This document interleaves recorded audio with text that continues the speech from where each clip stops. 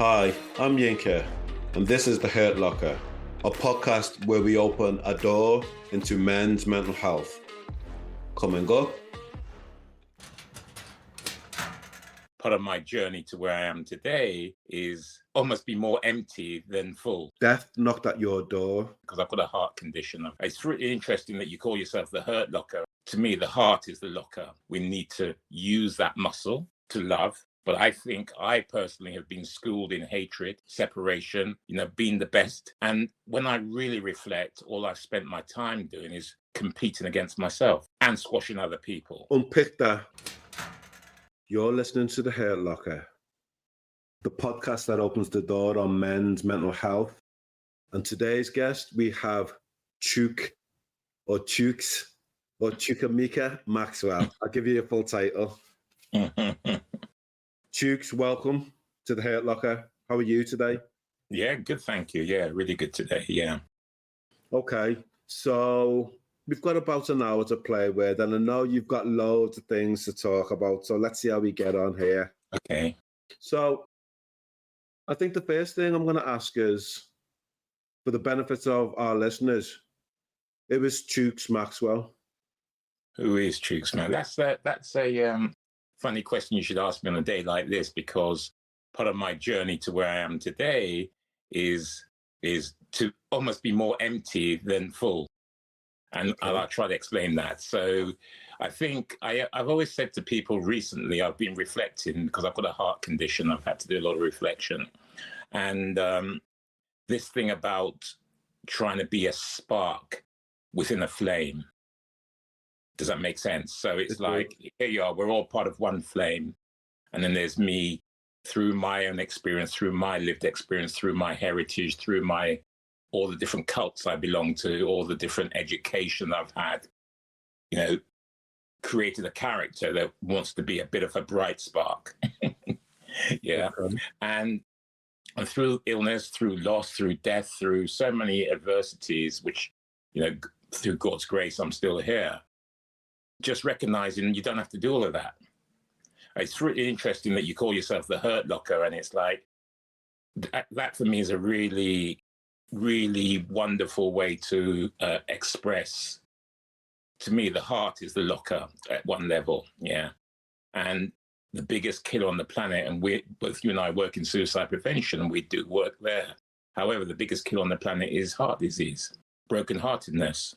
17.8 million people a year die from heart disease, yeah. And what does that mean? It means that we aren't looking after our locker, the heart, where we need to use that muscle to love. But I think I personally have been schooled in hatred, separation, being faster, being the best. And when I really reflect, all I've spent my time doing is competing against myself and squashing other people. So as I've grown older, because I'm 64 years young, I sort of reflect on that's not who I truly am. That's not how I felt I wanted to live my life. It's more the conditions around me. And my daughter talks to me often. She says, I need you to be thriving rather than surviving. So I think that sort of spell of Darwin, the survival of the fittest, is a curse. And both you and I have Nigerian heritage. And for me, it was frightening living there in the 60s, where I saw a lot of suffering take place. And yeah, so for me, you asked me that question, I'm dancing around it. It's like, in Tibetan Buddhism, there is no I. Okay, expand on that. Because, well, in terms of meditation, in terms of essence, the whole idea is to be empty. So empty of the smaller grasping ego, trying, doing, being. So to be a human being, how do we really be? Remember, Shakespeare asked that question ages ago, to be or not to be. That is the question. Because to be empty and be able to be still and joyful with a thought form without the anxiety and the stress is a real art. And you can't do that if we're running, as Bob Marley would sing, you're running and you're running and you're running. You can't do that if you keep running. So to be still, and there's a lovely phrase in the Bible, be still and know that I'm God. Say that phrase again. Be still and know that I'm God. Yeah. So in Okay. terms of my spiritual practice, in terms of my understanding of God, that's not going to church and going, oh, I'm in church and everyone can see me, but in my own being, can I be still enough to allow that love, and I will call it the love of God, but the love, real love, not doing, trying, impressing, all those things, to allow that to radiate through me. So me is like, my name means thanks be to God. One of my other African names means in God's own time. If I honor those names, the one that people call me, and I've been called many names, by the way. You know, some people know me as Big Max. Some people know me as Alan. Some people know me as many other not so pleasant names. I can imagine. Yes. And so each one of those, I might have been attached to them at certain stages in my life, but now it's more like taking each day as it comes, enjoying what I'm doing. So I'm moving more into, rather than even working or anything, into my lifestyle, which means every day is pretty similar. So it's like having joy in that, even if I'm doing the most what could be seen as the mundane things. Even if I'm having to make a phone call to Vodafone and I end up speaking to a woman in Egypt, that's my moment. Whereas in the past, I'd be judging myself. And it's funny you used to say, we started earlier, didn't we, talking about multitasking. When I was in my first career, I was on the phone and it looked like I was really important and really brilliant at my job. But one of the things I realized, I was not present. You know, multitasking, you cannot be present. True. And I'm laughing because I was just thinking about, that's the ego. That's the one. That's so the when ego. you ask That's me, why I laughed. when you ask me who's Chukumeka, I can only give you an ego response, which, even though it's great and I've done many things, I'm having to make friends with that ego response. So I'm becoming Chukumeka. I'm undoing Chukumeka. Does that make sense? It makes perfect sense. So here's a couple of questions on this, because you alluded to before your heart condition. Yeah. And my question here would be, do you fear death? No. Death is easy. I fear not living well. Okay. And even fear is the wrong metaphor, because you can power through life. I was a 100-meter runner. I was a rugby player.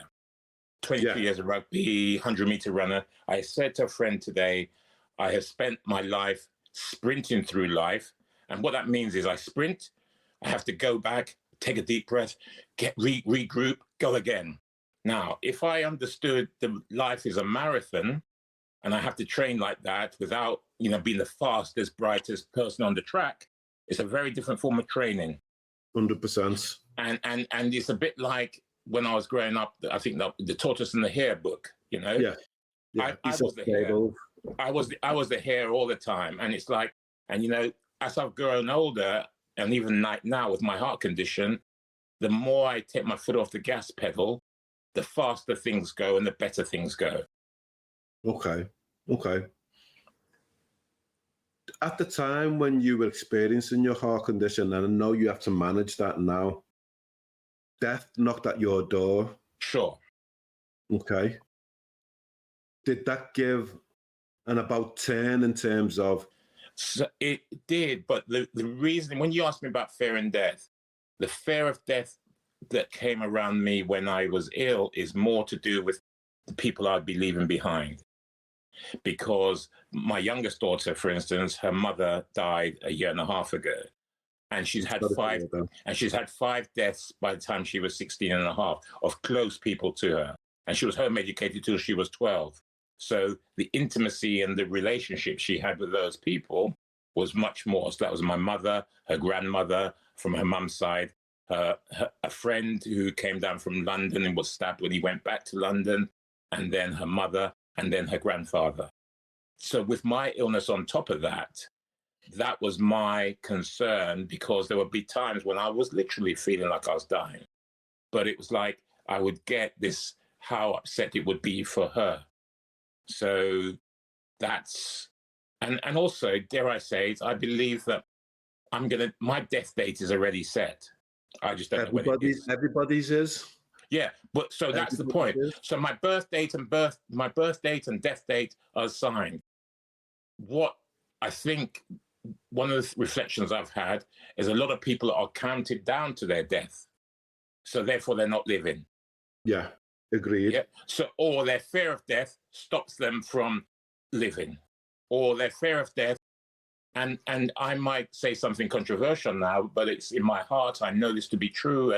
And I've had experiences from a very young age. And I know we reincarnate. So why is that controversial? Because you asked, the beginning of the question was, who is Chukumeka? Now, the real answer for who is Chukumeka is many emanations of this person that's sitting in front of you now, and making friends with all of those different emanations. And when I say emanation or incarnations, that's a lot, because we've been here a very long time. And in every spiritual tradition, they say two words: wake up. Because we're asleep, and not knowing who we truly are means that we're stuck in, Buddhism calls it samsara, Christianity calls it hell, or the astral plane, or we're stuck in an illusion. So, and then all the teachings that we're this, we're that, and so many belief systems. That's what I call cults. Okay. Would you class yourself as a religious person or a spiritual person? I have been both. The problem is with religion is that it's all based on death, and you can get very dogmatic. So there is a science to religion, but most of us are in the dogmatic belief system of religion. We're moving towards the science, and the science is what most people would describe as spirituality. However, even spirituality, most times they take God out of the equation. So if we really understand spirituality, there is a creator, there is one God, but how does it all fit together? So and just because you say you are into spirituality, you could be evil spirit or Holy Spirit. Okay. Makes sense? Okay. It does make sense, and you've got my brain firing on so many different aspects on that one. I'm going to park that one just for now. Cool. Just going back, Nigeria was your experience, yes? Born in one Nigeria? Of them, my experience is one of them. You were born in Nigeria? No, that's the ironic thing. It's so, like most people, just by being the colors that we are, the assumption is that I was born in Nigeria, just like the assumption my father was Nigerian or my mother was Jamaican. However, it was the time when the empire was big, yeah? So my mum came over here to help the empire.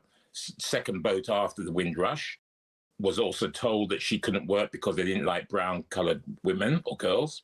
My father lied and joined the RAF and went out to Cyprus, did lots of things, and finally ended up becoming a High Court judge in England. But before that, when he first qualified, he took us all back to Nigeria in 1965, and then the war broke out. The Biafran War. Yeah. And so that was all based along tribal lines as well. And the British and the British, because Biafra and most Igbos had studied at Oxford, Cambridge, public schools over here. It was also based on oil. It's a bit like Scotland taken, and the tribes, of course. So I was there with my mother. My father was put in prison, and we didn't go to school for 2 years, my brother and I. And then in 1967, we were evacuated back to England. And how was that for you? I know you were a tender age then, but how was that for you? It's interesting. This week, I seem to be having to answer this question quite often, because a couple of weeks ago, my daughter and I, youngest daughter, we watched Half a Yellow Sun, which is a novel based on that, and a film. So, when I watched that film, it was like there's a word we use, recapitulate. I remembered the smells, the sounds, the sadness. I'm not a good reader, because the reader, I have to almost go into my own imagination. But when I'm being read to or when I'm watching something, I'm very stimulated. So there were memories. My mother, from a very young age, I had to give up my mother. And what I mean by that, she was such a mama, big mama to so many people. She loved me unconditionally, but she wasn't what I would call a really close mother to me. Yeah. Because she was such a good mother. She divided herself amongst so many others. Yeah, people. And then when Dad was put in prison, it was really intense. She had to go and visit him in prison, and some missionaries used to take her. And But one thing about my mother, she had friends all over the world, and really connected with so many people. So I'm more of my mother than I am of my father, but I still can have my father's bits. Okay. But ultimately, I feel that we're not really our parents' children. That's another controversial thing. In what sense? Because we're really all children of God, and we come through our parents, a bit like when Jesus was incarnate. I'm not saying we're all like Jesus, but Jesus was not Mary's son, but she treated him like his son. We're the same. And parents sometimes, unfortunately, rather than loving, they possess their children.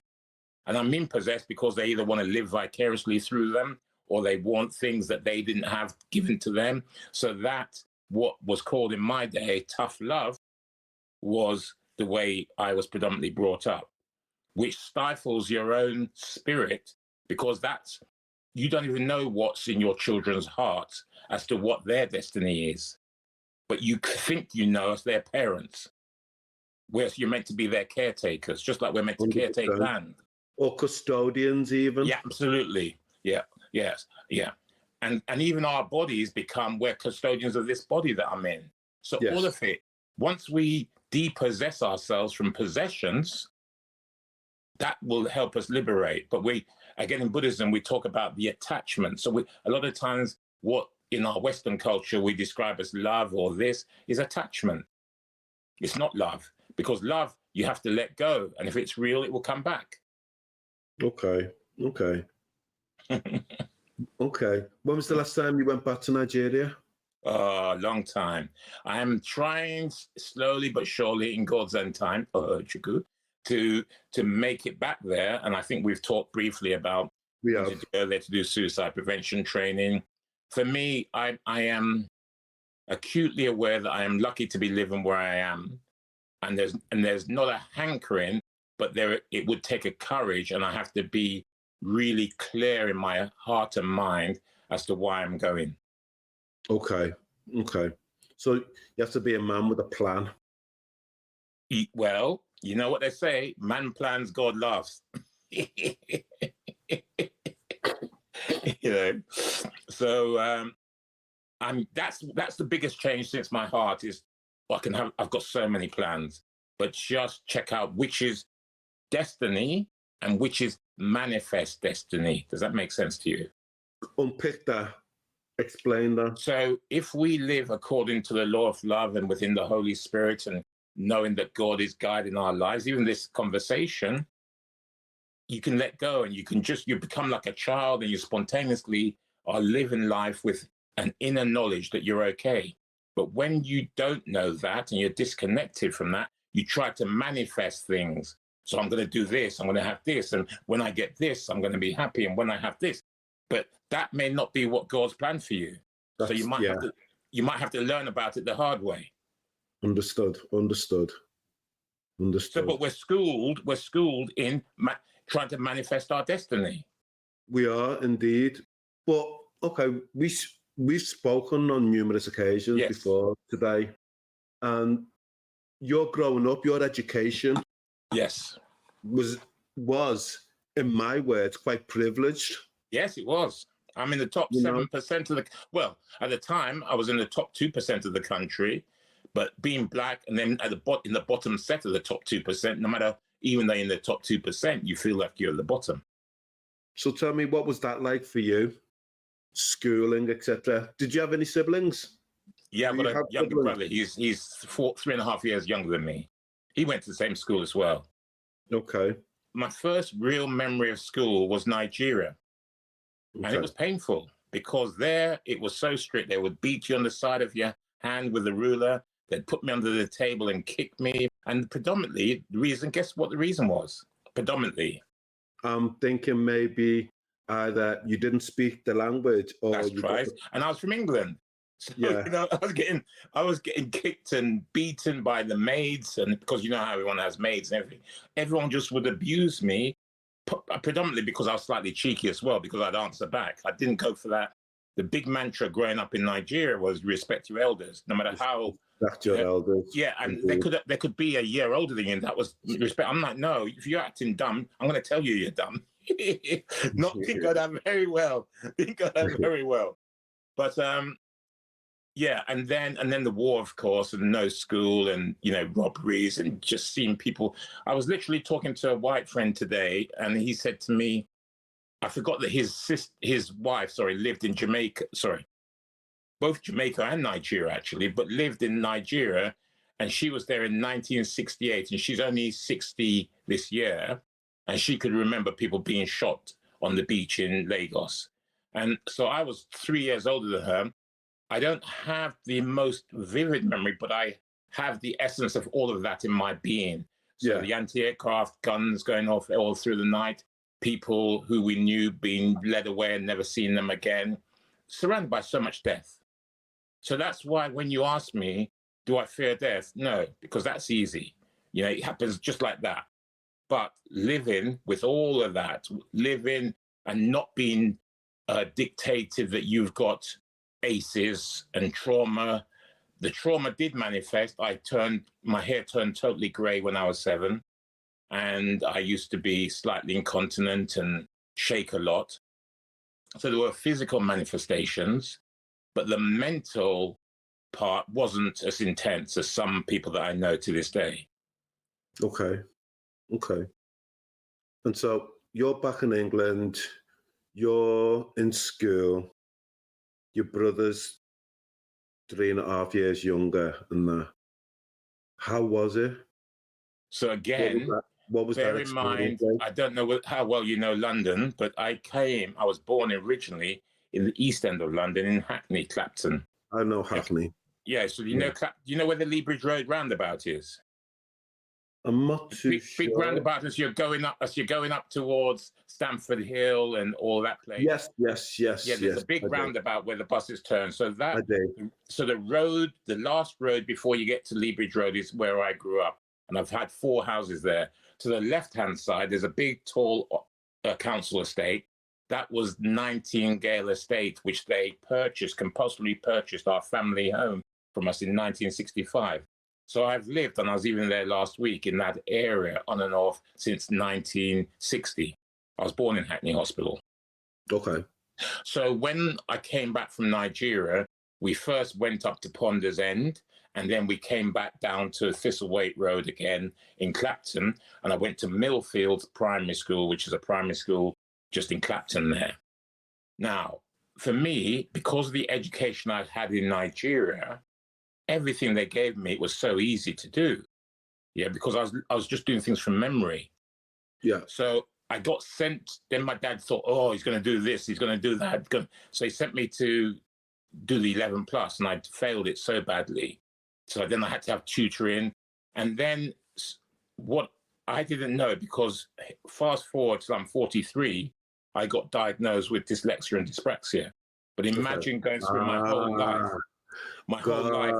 I can imagine you're being raised, being a little bit clumsy, dropping things, and people just beating you just for the sake of beating you because you've just dropped something by accident, not intentionally. Oh, God, I can imagine that. My brother, he speaks fluent French. He's really intelligent. He can pick up something. He went to do his nursing in Norway, speaks fluent Norwegian. He's that sort of person. He chose not to take it on through his rebelliousness. And my father was that intelligent, you know, to study to become a High Court judge. Intense. Because of my reincarnation, because of who I've been, not someone famous or anything like that. Just there's an inner knowing of things. And people used to say to me, how do you know that? I'm like, doesn't everyone know that? So I can talk for ages. When I finally got diagnosed, I talked my whole exam for 4.5 hours from my head with no notes.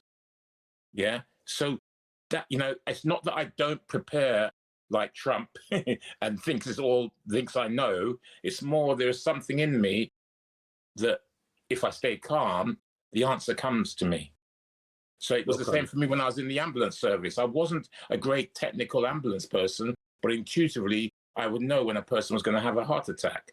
Don't know how I knew. Okay. I'm just digressing slightly. The new leader of the Conservative Party, Kemi Badenoch, she's Nigerian.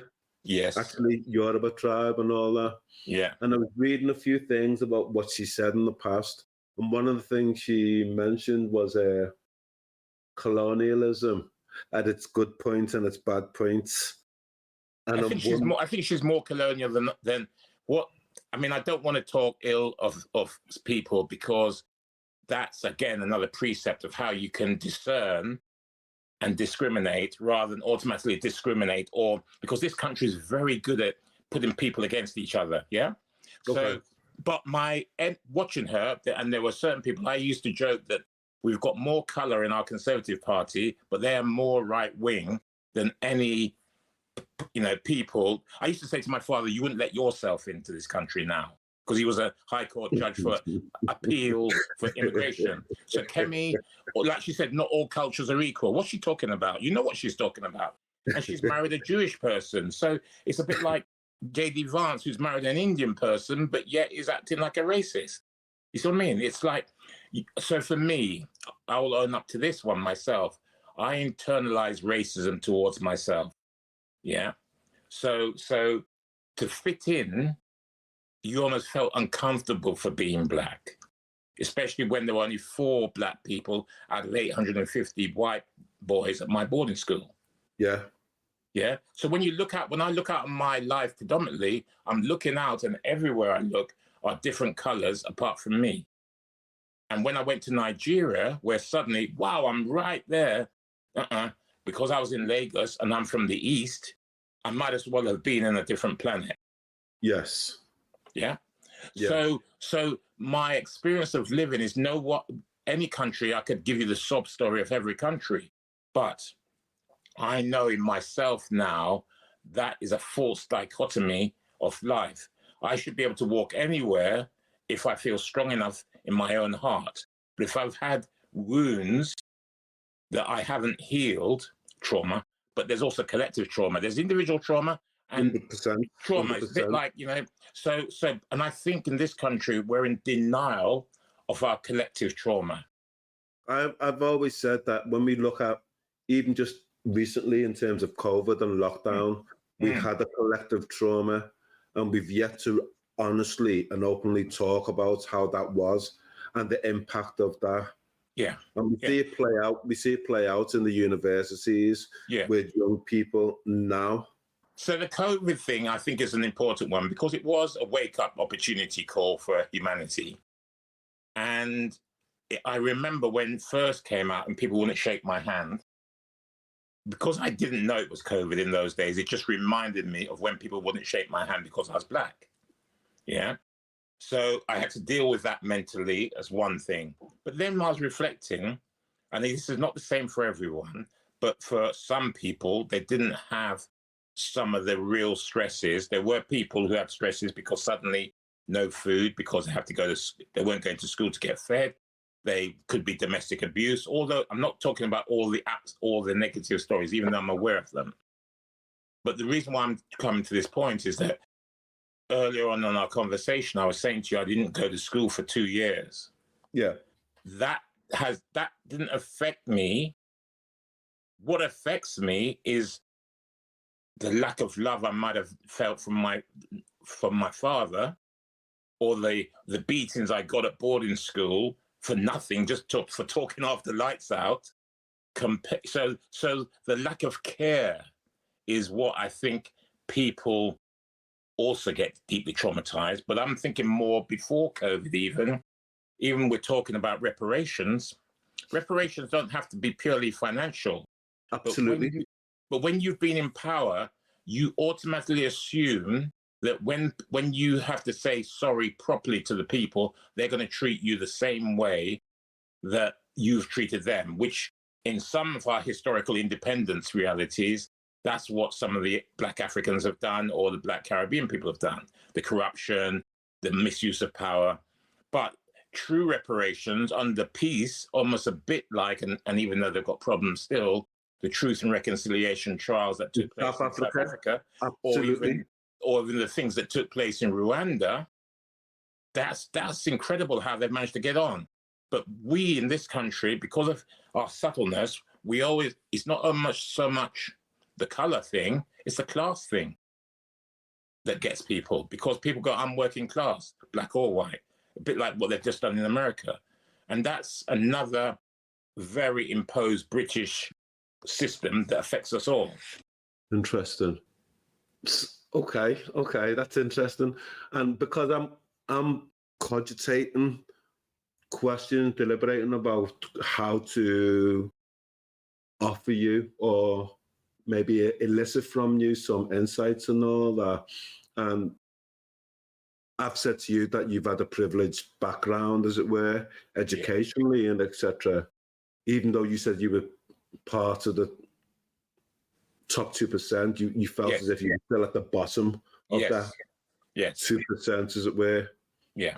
How has that privilege helped you? Or it's given me an awareness. It's given me an awareness of the hierarchy and the institutional discrimination, and how the laws and the misuse of power is still inherent in British society. It's also given me an absolute awareness of the kindness and the support that my education, because I didn't have to pay for it, I'm so taken care of by certain systems in this country. And even for us to be having this conversation now, that's such a blessing. There's some countries we wouldn't even, we'd have, let Google, let everyone spy on us tonight, but we're not going to get marched out and arrested, which is what happened to my father in Nigeria. He wasn't a spy, but he was accused of spying. Yeah, it wasn't stuff that's happened. Could be in Burma or somewhere like that. Exactly. So I'm acutely aware of the mix, the double standards. Look, I was a waiter at the House of Commons in the 80s because I went to catering college. That's when they were selling off cemeteries for 20p an acre. They were selling off council houses to get votes.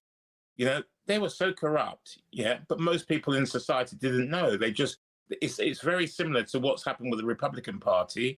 The Conservatives did it years ago. And you can get away with it for 20, 30, 40, 50, how many years? But some stage, under the law of love, justice has to prevail. And every country is going through that now. Every human being is going through that now.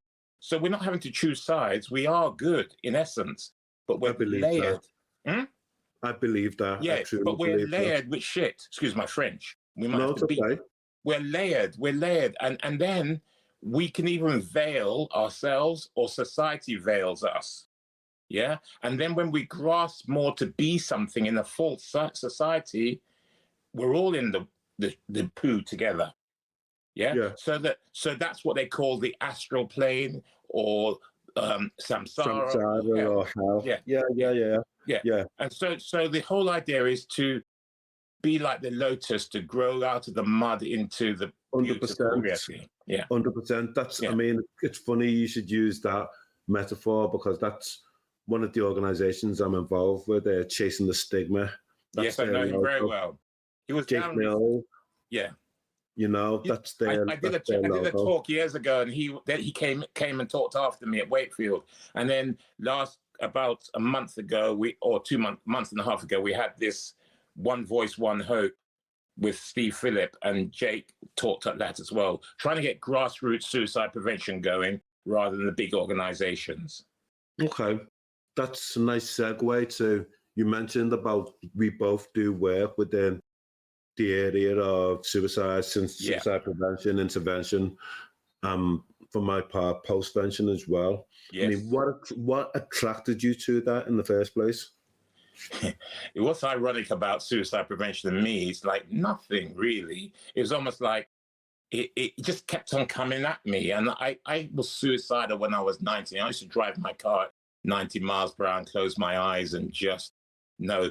Because one of the things I used to use my mind in suicide was, I'm talking to you like now, but because of how I've always been, I've been slightly out of time with what might be going on in life. So like now, I'm here with you now, I'm in the present, don't get me wrong. But I'm very acutely aware of a coming future, which is more positive than negative. That's called hope, though. It is called hope, but you've also, when you start to know it's actually happening, and you've lived for so long, even at only 64, where you watch cycles come, or you go, shit, I did that 10 years ago. There are certain things, there's very few things in your life which are consistent, irrespective of what year it is. Yeah. Yes. So I'm moving more to that understanding, which means I don't know what's coming. I have a picture upstairs where 2 words were written on my skin. It was called In Your Skin. And it was like, if someone walked up to you, what would they not know about you unless you wrote it on your skin? It's a bit like that exercise we have in our suicide prevention, without giving away too much, where we say to them, if that phrase was written on your forehead, do you think it would have a positive impact or a negative impact? And some phrases that people say to me are negative, I say, actually, this is the reason why I think that's a positive reality.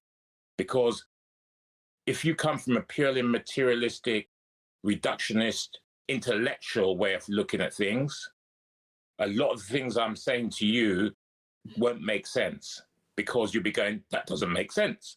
Why are you saying that? Why are you jumping from this place to that place? How can this be so much? Yeah, you see what I mean? So you move away from the essence and the playfulness and the spontaneity and the simple truth that comes at you into concretizing it. This is the way it is.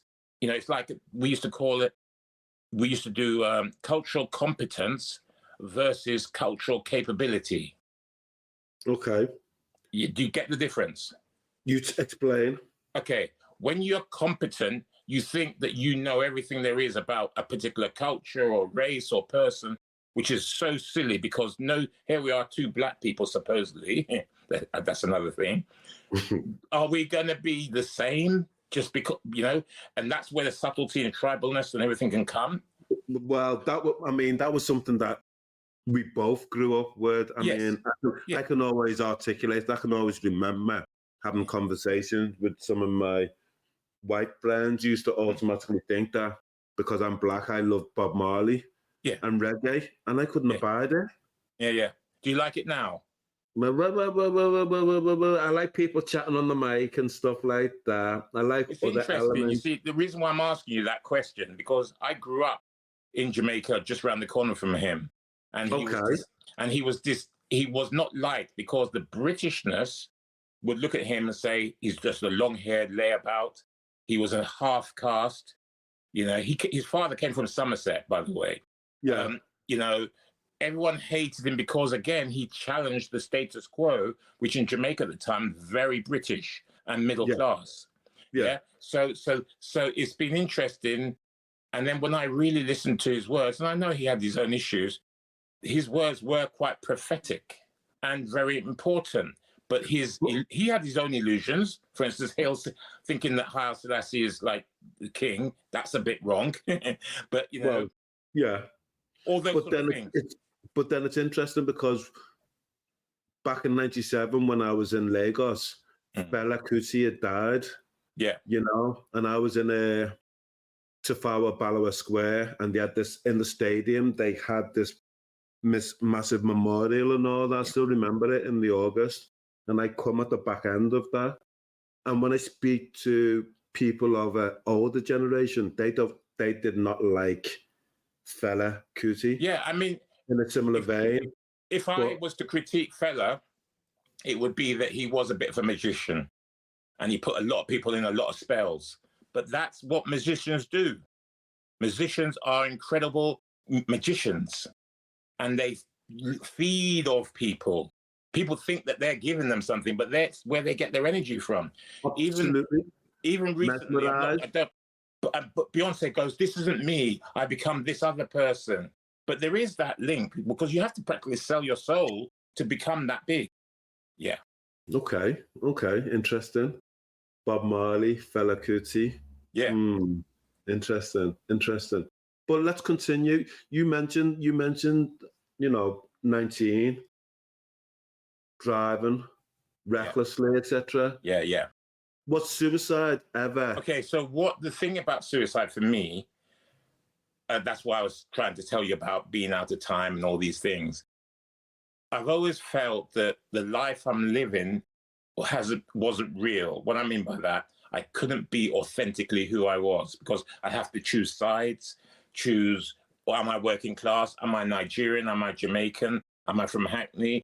Do I want to live in St. John's Wood? Do I want to go to public school? Do I want to go to secondary school? Do I want to go to university? Do I want to go to catering college?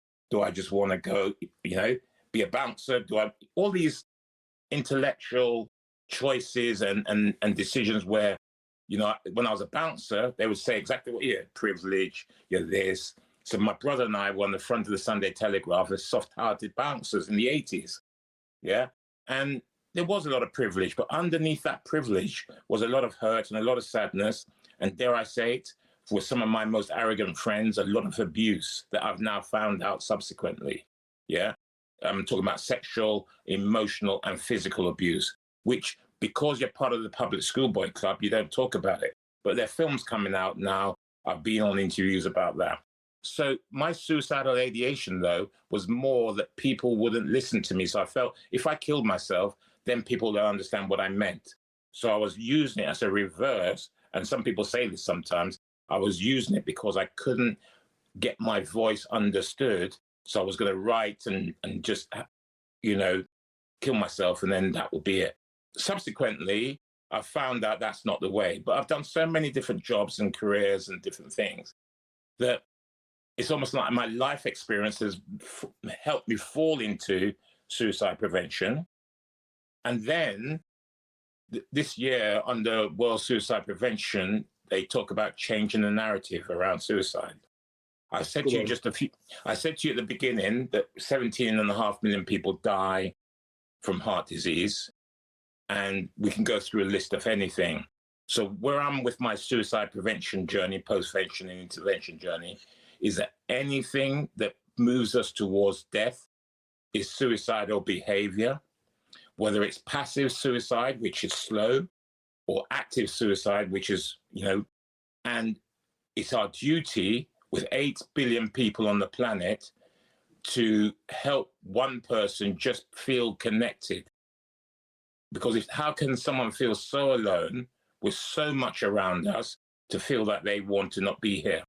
But my experience of life has also shown me a lot of people don't want to be here. Or they will say this, they'll go, I just don't want to come back.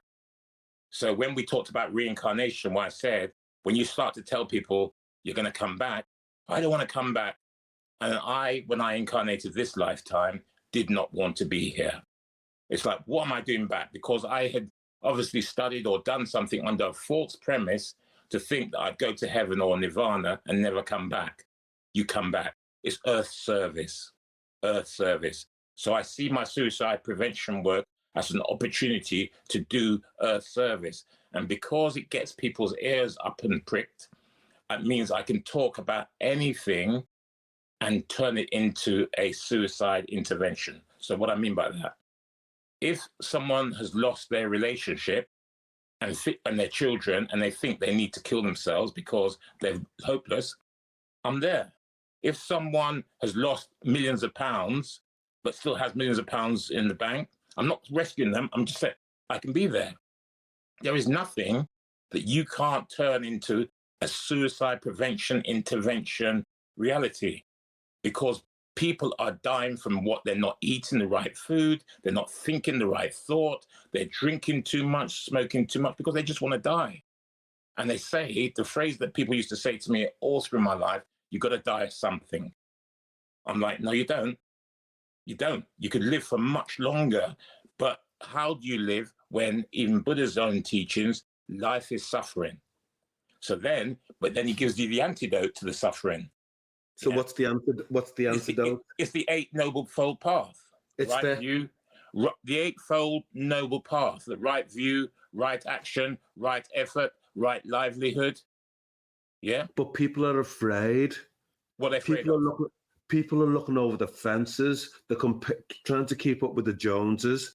They're coveting things that they don't possess, that they don't have. They're thinking that they're looking at social media and realizing, wow, they've got a better life than me. There are 7 deadly sins and 10 commandments, and I've broken every single one of them.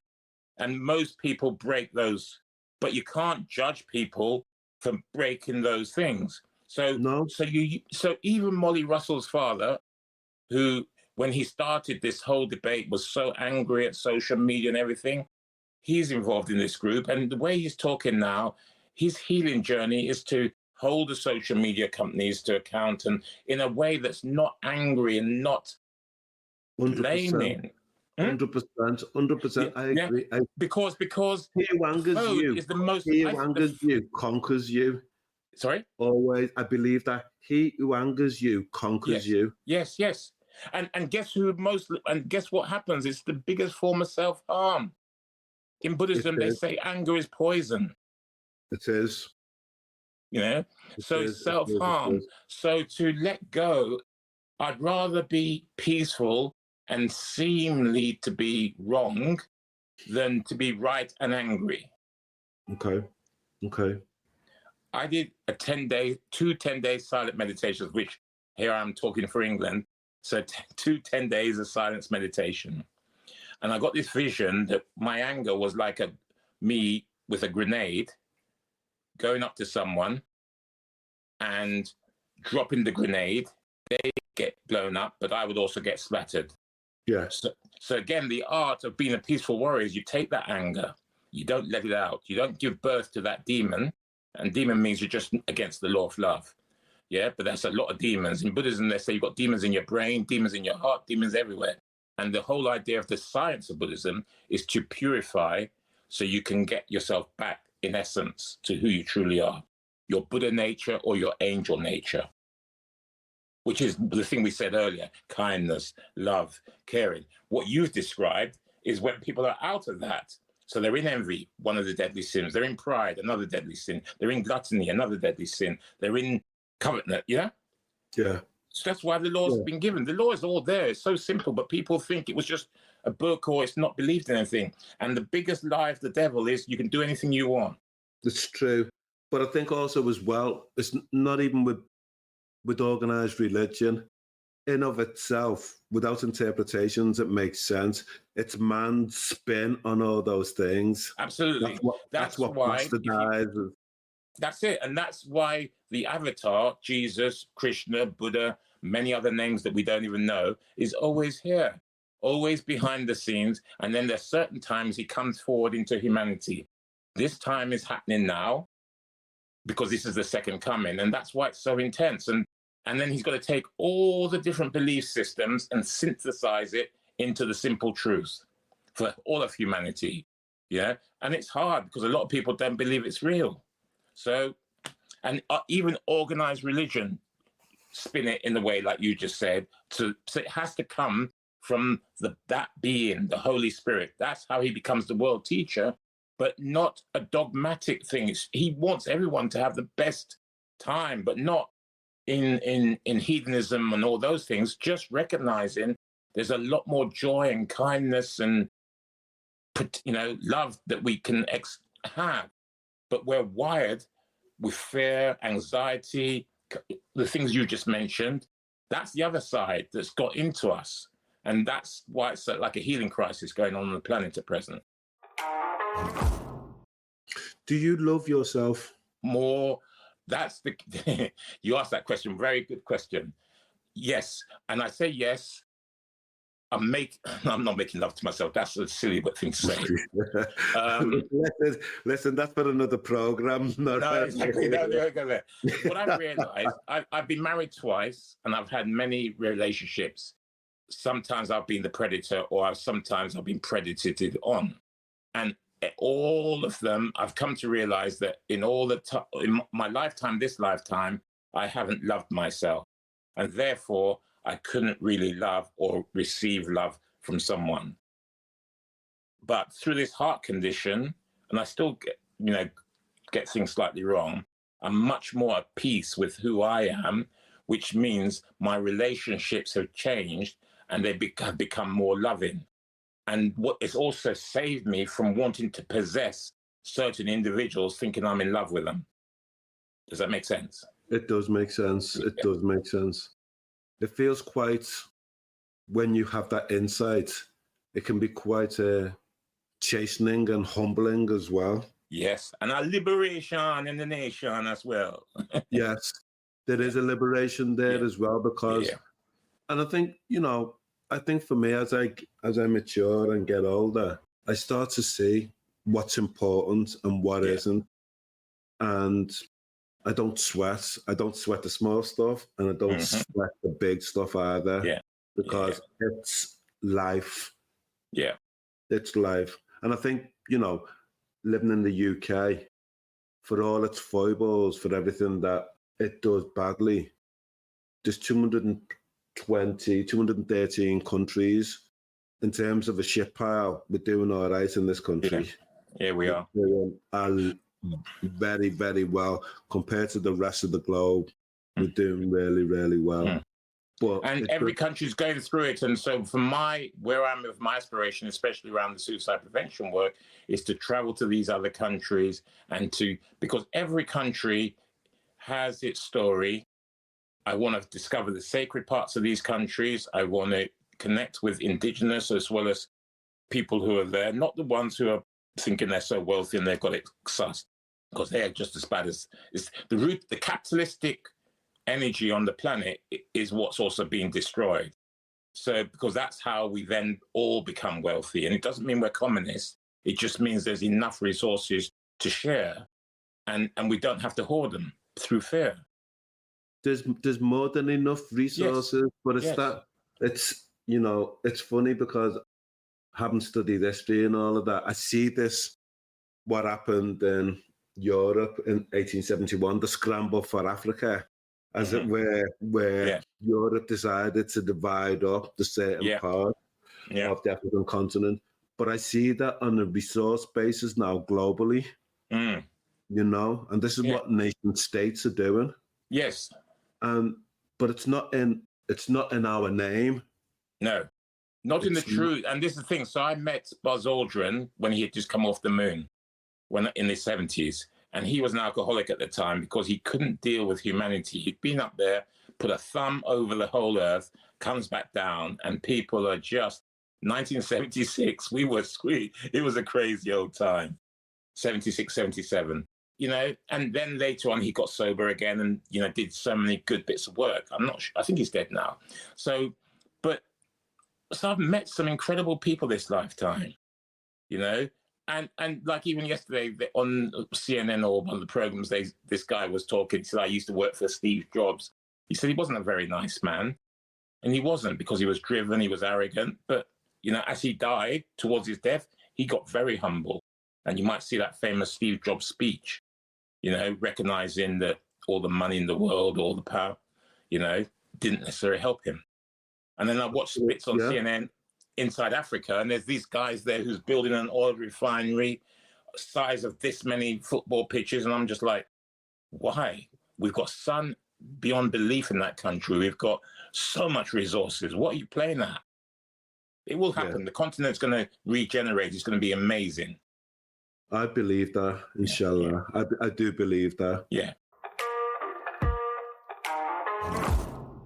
So what's next for you? I know we've spoken about going to Nigeria and going to other places and that.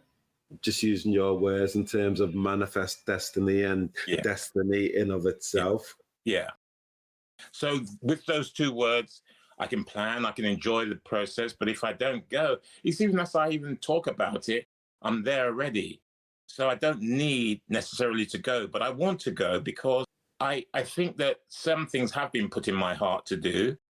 And then it's like, if I don't do them, but I also feel very content in where I'm at in this present moment in time. A bit like what you just said about England, a bit like you said where I'm sitting here in Totnes in southwest of the country. My daughter's upstairs. She's well. She's not that ill. My other daughter's 36 tomorrow. She's not bad. My brother's in Australia. I haven't got a lot to complain about. So if I'm complaining, something else is going on. I'm grasping. I'm greedy. And God and everybody's not going to give me any more if I'm not satisfied with what I've got. And if I don't attend to the little things that I might procrastinate, I'll do that tomorrow. Everything has to be in order. You know what I mean? There is no double standards that I can, or hypocritical energy. So that's why it's a hard job. It's the hardest job, but it's not a job. It's a lifestyle. Of course, it's a lifestyle. Yeah. So everything I'm doing now has to be part of that. So I don't go to pubs anymore. I hardly go out. I'm not watching as much TV. If I am, I'm watching the news and trying to discern what's going on. Because I've always been like that. Because when we're talking suicide prevention, I need to know what most people are thinking. I think we should be doing what I call suicide prevention plus. The courses we do are like first aid. That's easy. That's first aid. It's an incredible program. I was literally talking to one of the founders last night, and he's in Hawaii. And but it's the conversations after or before, or why, when a person understands the lack of sacredness in a certain culture's life, or why they feel that's their only way out. Yeah, I hear what you're saying, but these are age-old problems in terms of what is wrong with the world. Yeah, but we're here to fix it through collaboration. We can do that. We can complain about, like you said, what's in your control, a relationship, everything about life. And again, this has been my revelation since being ill. The more I've let go, the better qualities of relationship that come into my life. And I don't have to go through the history. You know, like when you go into a relationship with a woman, you normally you start telling them all the bad stuff that you've done. And then she tells you the bad stuff. Because all you're doing is testing whether they can handle all the stuff. You're almost setting yourself up to fail. But why would you but my argument on that is, why would you even begin or entertain that? Why would you need to know? It's the same with, if my childhood was brutal, why would my children need to know how harsh, how bad it was? Because I wouldn't want them. They wouldn't, but yeah, exactly. So you want that, but it's like, until you, like you asked me the question, do I love myself? Until you make peace with yourself, you're going to still keep attracting. Again, this is the science behind religion, not just the belief. You're going to keep it. You know, like certain people always get beaten up, or certain people always end up with a partner that's an alcoholic. Yeah. So it's and Nigeria taught me more about spells than anywhere else on this planet. So it's like breaking those spells, even the familiar spells. It's like the woman says, oh, my mum died of breast cancer, so I'm going to get breast cancer, because they're thinking the same. They haven't changed anything. I think there's something in there. There is definitely, the law is magnetic, you see. It's a magnetic attraction. And some of it's unconscious. Some of it is because you can care too much. You can be a doormat for people. And you know, it takes courage to not be a doormat. So I was a doormat to a certain degree, because I'm so insecure in loving myself that I wanted to be loved by all these people. So I'd do anything to be loved.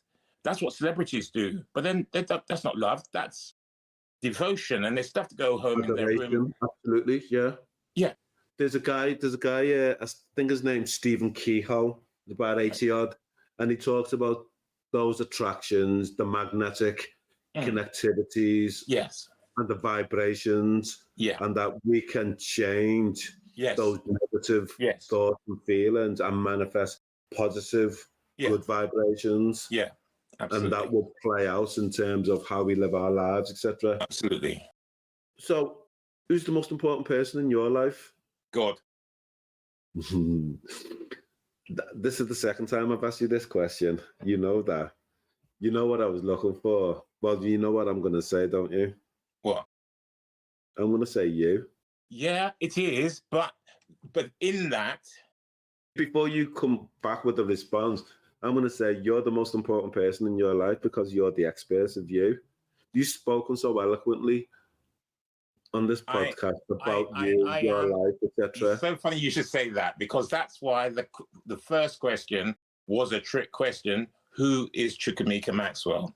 So it's almost like I've had so many deaths and rebirths this lifetime already, let alone what it's going to be like when I finally lay this body down. It's like that is life. We are dying and being reborn minute to minute. We just don't recognize it. Yeah, that's the mindfulness. We're not the same two people that started this call an hour ago. No, we're not. And then absolutely. And as you reminded me, if I'm clever and mindful enough, that I can't do anything about that past, even the past that started at 6 o'clock. So where am I? Yeah. So as I go into the present, that's what I was trying to explain to you about the future coming. It feels better. It's like, I don't have to go back there. I've done so many bad things in previous lives and this life. And as I forgive myself, as I love myself, as I heal myself, and then that's the God connection in me that doesn't think I'm God, but knows that God exists and comes through me, then I'm more in the brotherhood of brothers, of man and women in right relationship, because we live in the body of the Lord, not something separate. We think it's like in one of the old Star Treks, there's a guy living in a bottle and he thinks that's the whole world because that's what he can see. And that's what we're like. Of course. This universe is so freaking amazing. It's vast. It's vast. So that's how vast we are, but without the ego to make us into a false ego. I remember going to it was the Lake District many moons ago, and I arrived there in the night doing some outward bound course. And I got up in the morning from this chalet, whatever it was, and I stood outside and I saw these mountains, and I was just, it blew my mind. Yes. Because I just recognized how insignificant I was. That's why I love going into nature. The majesty of it just awed me. It awed me. Have you been to America? To America? Yeah. I've never been to America. Okay. So Canada, again, with, to suicide prevention, Calgary. So I met, as I say, one of the owners of Living Works in the old days, not the new ones, but Richard Ramsey, he's one of the founders. Yes. And so I drove to this place called Canmore, and I was at the base of the Rockies. Now that is so vast. I've been to Lake District. That's nothing. You look at the Rockies. Yeah, and then I went to Bhutan, and Bhutan, I saw Everest. Let's not even start there, because that's like you put your hand out. Yes. As if you can touch the Himalayas, like it's within. But it's going to take you about 4 or 5 days. Yes. Just to get there. Yeah. I climbed up to this Buddhist temple. It took me 5.5 hours. I don't even walk on Dartmoor. I nearly died, but I was also reborn. It was the most incredible thing. So, and I know, and I did a project about Black people being in nature, and most people, when I got them to talk honestly about it, you could almost feel their internal sadness of not being in nature. And at the time, I hadn't been, and I still haven't been enough in nature, because I know when I'm in nature, everything falls away. The only thing that psychically gets me is when someone says, "This is my land, I own this." That psychic spell still affects me. It's interesting you speak about nature.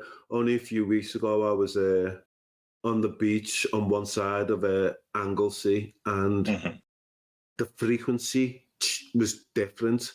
Yes. The frequency from being in Liverpool in the city compared to being on the beach. Yeah. It was palpable. Yeah. It's near on impossible to be enlightened in a city. It's not so much you, it's everything that's around you. Yeah. Because it's just too much. I go back to London now, you just get fried by everything, the ancient, the sadness, Liverpool's been transformed, but underneath that transformation, it's a bit like who used to call certain people shiny black men. You used to shine your skin up. But, underneath it is still all the working class pain and the suffering and the slavery and the Irish people coming over and couldn't eat.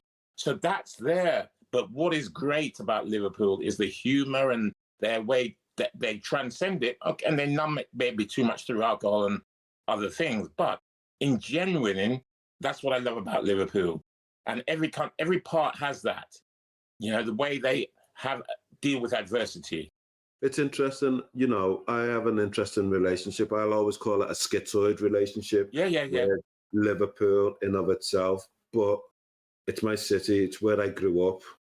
It's my home. Yeah. And it's that thing about I'll go anywhere I want to go, and nobody's going to stop me from going there. Yeah. Chukumeka, yes, you've been an excellent guest. Thank you. Thank you so much. The Hurt Locker is a safe space for our guests to openly share their mental health experiences. If you have been affected by any of the content in this recording, then please reach out for support. If it is an emergency, dial 999. If you would like to talk to somebody today, then please call the Samaritans on 116-123. Stay safe. Thanks for listening to this episode of The Hurt Locker. Please give us a rating or share with another listener. You can also follow us on Instagram and Facebook at The Hurt Locker Pod.